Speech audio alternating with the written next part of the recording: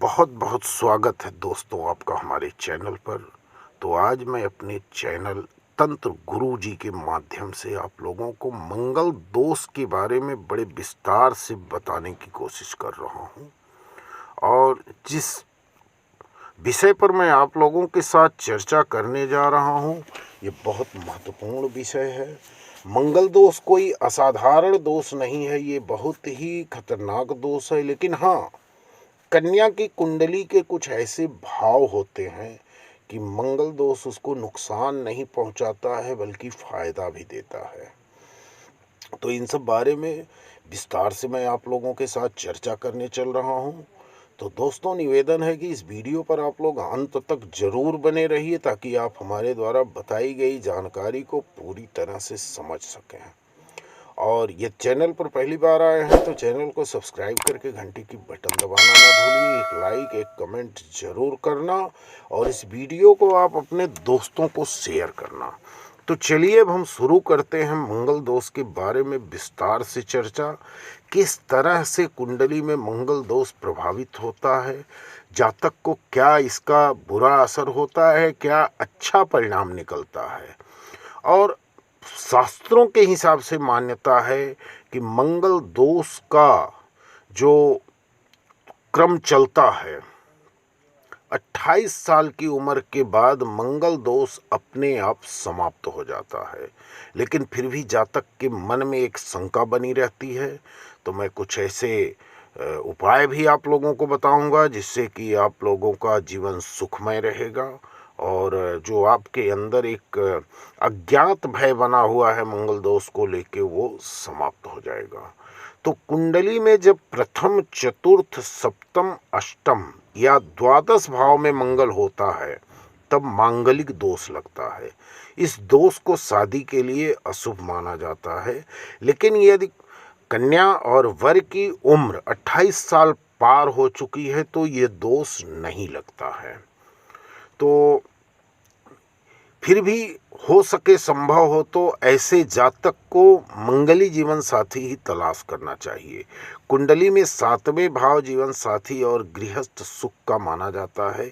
इन भाव में बने मंगल अपनी दृष्टि या स्थिति को सप्तम भाव अर्थात गृहस्थ सुख को हानि पहुंचाता है। शास्त्र के कुछ नियम बताए गए हैं जिससे शादीशुदा जीवन में मांगलिक दोष कभी नहीं लगता। तो ऐसे क्या नियम है उसके बारे में विस्तार से सुनिए और वीडियो पर अंत तक बने रहिए। सबसे पहले मैं आप लोगों को बताना चाहूँगा मांगलिक होने का मतलब। कोई जातक चाहे वह स्त्री हो या पुरुष, उसके मांगलिक होने का मतलब है कि उसकी कुंडली में मंगल अपनी प्रभावी स्थिति में है। शादी के लिए मंगल को जिन स्थानों पर देखा जाता है वो 1, 4, 7, 8 और 12 भाव है। इसमें से केवल 8वां और 12वां भाव सामान्य तौर पर खराब माना जाता है। सामान्य तौर का अर्थ है कि विशेष परिस्थितियों में इन स्थानों पर बैठा मंगल भी अच्छे परिणाम दे सकता है। लग्न का मंगल व्यक्ति के व्यक्तित्व को बहुत ज़्यादा तेज बना देता है। चौथे का मंगल जातक को कड़ी पारिवारिक पृष्ठभूमि देता है। 7वें स्थान का मंगल जातक को साथी या सहयोगी के प्रति कठोर बनाता है। 8वें और 12वें स्थान का मंगल आयु और शारीरिक क्षमताओं को प्रभावित करता है। इन स्थानों पर बैठा मंगल अगर अच्छे प्रभाव में है तो जातक के व्यवहार में मंगल के अच्छे गुण आएंगे और खराब प्रभाव होने पर खराब गुण आते हैं।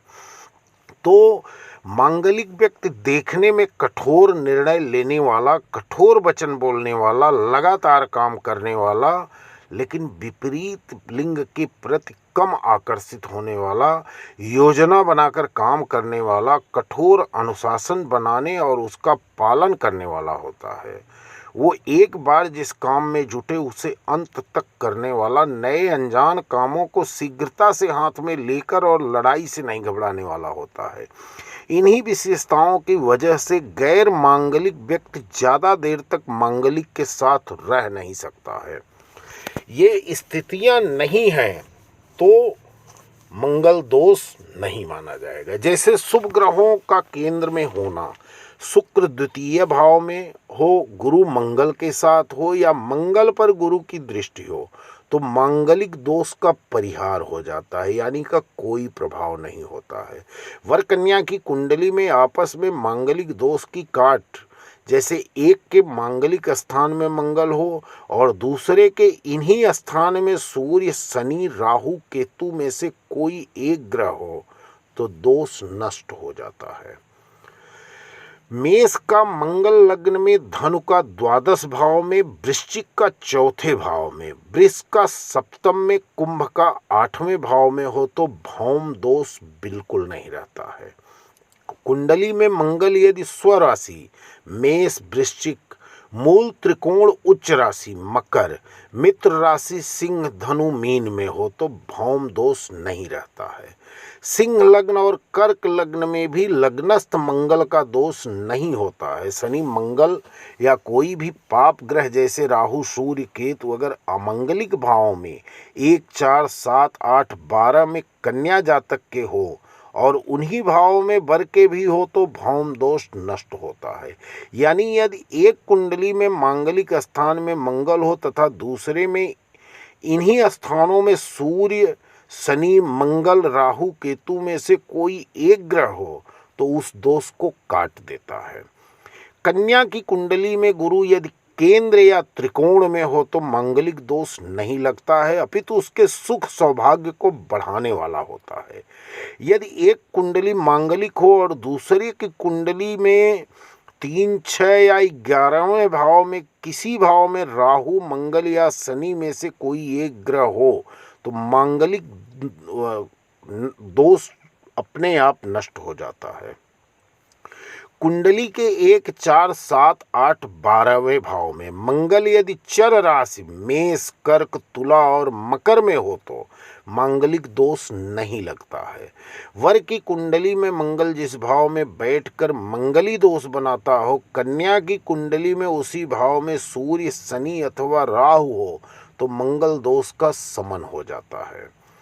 तो कुछ परिस्थितियां ऐसी होती हैं जिसमें दोष मंगल दोष कारक नहीं होगा, जैसे शुभ ग्रहों का केंद्र में होना, शुक्र द्वितीय भाव में हो, गुरु मंगल के साथ हो, मंगल की गुरु की दृष्टि हो तो मांगलिक दोष का परिहार अपने आप समाप्त हो जाता है।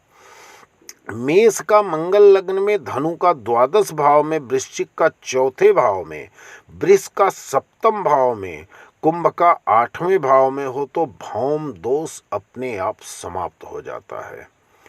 तो दोस्तों ये बहुत सारी चीज़ें हैं, फिर भी यदि 1, 4, 7, 8, 12 भाव में स्थित मंगल पर बलवान शुभ ग्रहों की पूर्ण दृष्टि हो तो इसमें कुछ भी ज़्यादा दोष नहीं माना जाता है।